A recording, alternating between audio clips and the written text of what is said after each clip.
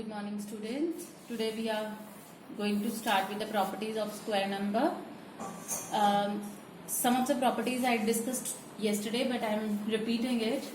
The first one is square numbers and with the digits 0, 1, 4, 5, 6 and 9. If you write sum of the square numbers, say from 1 to 30 or 1 to 40, you will observe this thing that all the square numbers are ending with any of these digits. The digits which are not coming in the unit digit place are 2, 3, 7 and 8. That means there is not any square number which is ending with these 4 digits. So we can say that the digits the numbers ending with these digits are non-square numbers. They are not the perfect square numbers. Now the second property, there are 2n non-perfect square numbers between the squares of n and n plus 1. That means two consecutive numbers squares. There are 2n non-perfect square numbers. That means if I am taking 3 square and 4 square, 3 square is 9 and 4 square is 16, there are 6, how 6? 2 into 3, this 3 will come over here, 2 into 3, 6 non-perfect square numbers. You can check it by counting the numbers from 9 to 16. Leaving 9 and 16. Now the third property, sum of first n odd natural numbers is n square. What is n over here? N is the number, n is a counting of the odd numbers. If it is 1 in counting, its sum is 1 square. If there are two odd numbers starting from 1, then it is 2 square. If there are 3 odd numbers, 1 plus 3 plus 5, then it is 3 square. If there are 4 odd natural numbers, then it is 4 square. If 5, then 5 square and so on. So we can easily find out the square of that numbers, that series. We need not to add the numbers. We will just count. If 5, then 5 square. If 4, then 4 square. If 3, then 3 square. But the numbers should be odd natural numbers. Now the fourth property. Square of any odd numbers can be written as sum of two consecutive positive integers. You will not be able to understand this from the statement. Let us do the example. Obviously, it will start with 3. 3 square is 9 because 3 is the odd number. 1 we can't write as the sum of two odd numbers. So we are starting with 3. 3 square is 9. And 9 you can see can be written as a sum of two numbers, two positive consecutive numbers, 4 plus 5. Then 5 square is 25. How we can write 25 as the sum of two consecutive numbers? 12 and 13. 7 square is what? 49. That can be written as the sum of two consecutive numbers, that is 24 plus 25. Some properties we are doing from this. You need not to write those which we have already done. That means the first property you have done. A square number can end with the digits 0, 1, 4, 5, 6 or 9. The second one is number of zeros at the end of a perfect square number is always even.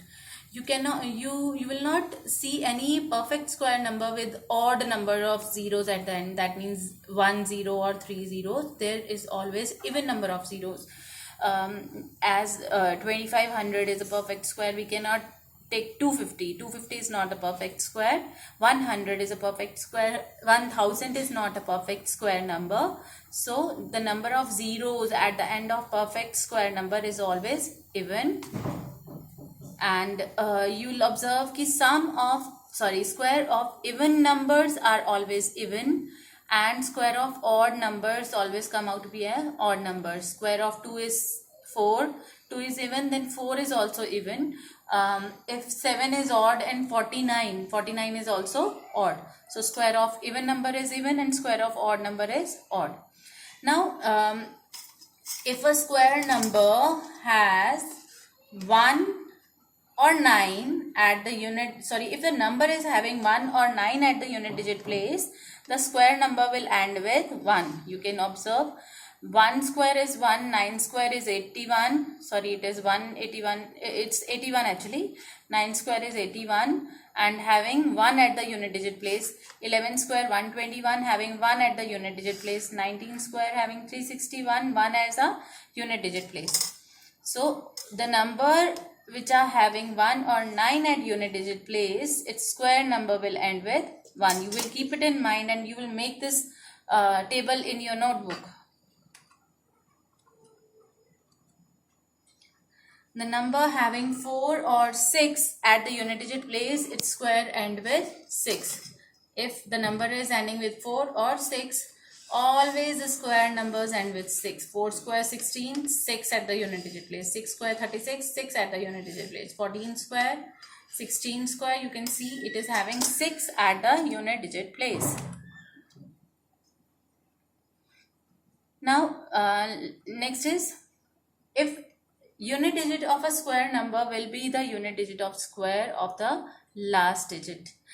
That means if I am taking 29, I need not to see the unit digit of 29 square. I will simply see the unit digit of 9. 9 square is 81. That means the unit digit is 1.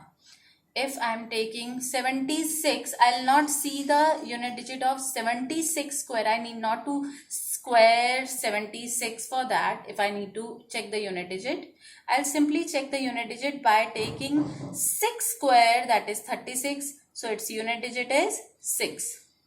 Once again I am explaining this. Unit digit of this number is 29. I'll not square 29 to check the unit digit. I'll simply take the unit digit of this, that is 9. 9 square is 81. That means the square is having the unit digit 1. Okay. The next one you can leave. Otherwise you can, if you want to read it out, you can. A perfect square number always leaves 0 or 1 when divided by 4. You can check it. Whenever you divide a perfect square number with 4, you always get remainder 0. That means that is exactly divisible by 4, or it will leave the remainder 1. This we have already discussed. Sum of consecutive odd numbers, that is 1, 1 square, 1 plus 3, 4, 2 square, 1 plus 3 plus 5, 9, 3 square, and so on. You can note it down in your notebooks. I'll send the presentation and no need to repeat it. That means the property which we have already done on the board, you need not to note it down from the slides. Thank you.